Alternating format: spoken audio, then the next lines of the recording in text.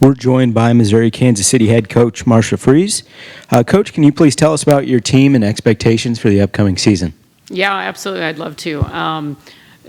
Ecstatic to start to kick off the 15-16 season. And as much as I love being in Vegas, especially for the conference tournament, I am anxious to get back. My favorite part of every single day is going to practice. Absolutely love our team and working with them every single day. I can say hands down, in my 3 seasons in Kansas City, this is top to bottom the hardest working and most competitive group that we've put together at UMKC. They work extremely hard every single day. Every day feels like a battle. They just compete and compete and compete. Obviously our expectations are to win championships, but you don't win championships without going through the process and going through some of the trials and tribulations of young players and building culture, and just really, really excited as to where our team is today and excited to see where they're going to be in March when we come back to Las Vegas. You returned 4 of 5 starters from a year ago.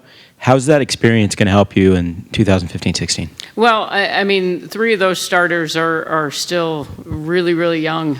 They're sophomores, and we joke that now they know where the cafeteria is, and they know how to get back to their dorms and their apartments, and we've seen that same growth on the basketball court. Our lone senior again this year, Taylor Leathers, said to me after day 5, she said, "Coach, that seemed like day 45 last year." And she was right on the money, because we teach with shorthand now. We're talking about different layers of things, compared to what it looks like to coach 7 freshmen last year. And it's all part of the building process. So I still, never put a number to it, because I don't think that's how you win championships. But, our goal every single day is to continue to learn and grow and compete and see where that can take us at the end of the season. The women's game's seeing some big changes this season with the switch from 2 20-minute halves to 4 10-minute quarters. What are your thoughts on the changes, and how do you think it'll affect the game? I think anything that brings fans and increases the style of play and the speed of the game, I think is a positive. It is definitely a huge adjustment for not only the coaches but the players. When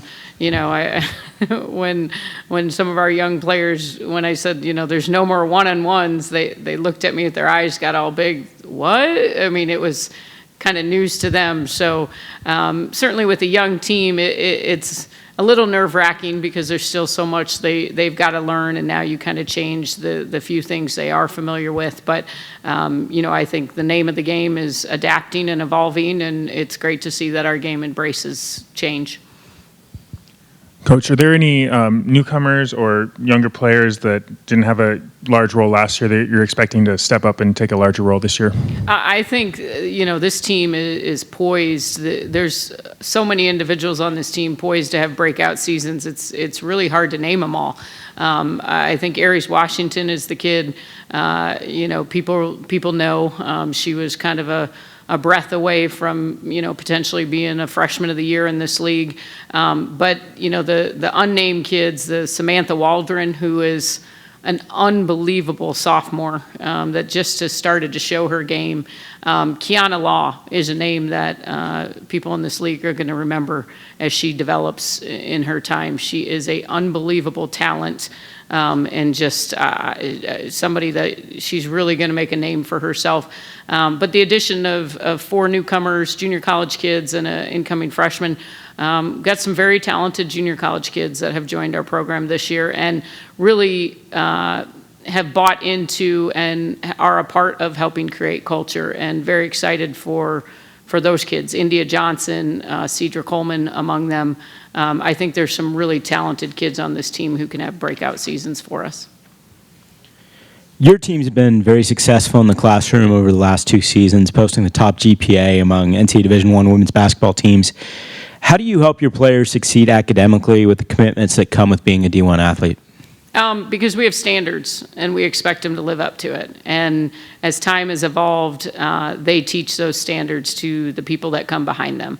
And they understand that what we expect of them is to be the absolute best version of them, whatever that looks like. So they hold each other accountable. We have created a culture that, you know, they value academics, they value the balance between being a student and an athlete.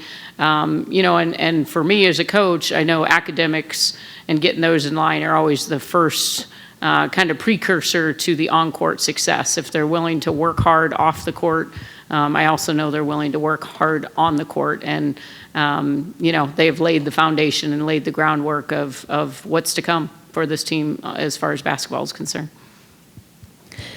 You were picked 7th in the preseason polls by both the coaches and the media. Is that a motivational tool? How do you feel about those rankings? I mean, you know, I certainly can respect the coaches' take on things, no question. You know, it's you know, but at the end of the day, I mean, it's like watching the Democratic debate last night. You can talk about things and, you know, look at a team on paper, but until you have the track record and, you know, a history of success, you've got to go out and earn it. You know, our kids don't get real caught up in that stuff because their own, you know, expectations for themselves are unbelievably high as well. But I also know that preseason rankings are just that, preseason rankings. I was a part of a staff many, many years ago with my sister, walked into the University of Minnesota that the year before I'd won 8 games, and we turned around and won 22.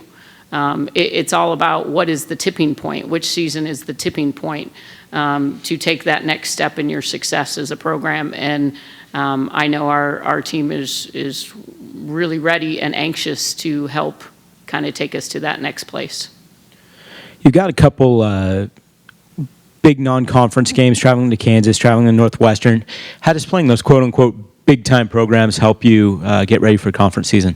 I mean, just the mindset of competing. We've even tried to challenge ourselves with our close scrimmage coming up in November, taking on a you know, Power 5 school. We don't want to take the easy way out. We want to be tested at every turn, you know, with the non-conference, with the scrimmage, whatever we can do. We create adversity just in practice, whether we blare the music or, you know, mess up their practice gear on accident one day. As much adversity and you know, challenges we can create before they see it for real on the court, the better. So our kids are excited about it. We'll play out east this year and get a chance to practice on Maryland's home court and get to see what championship level success looks like, and they're excited about it. Okay, thank you, Coach. Thank you.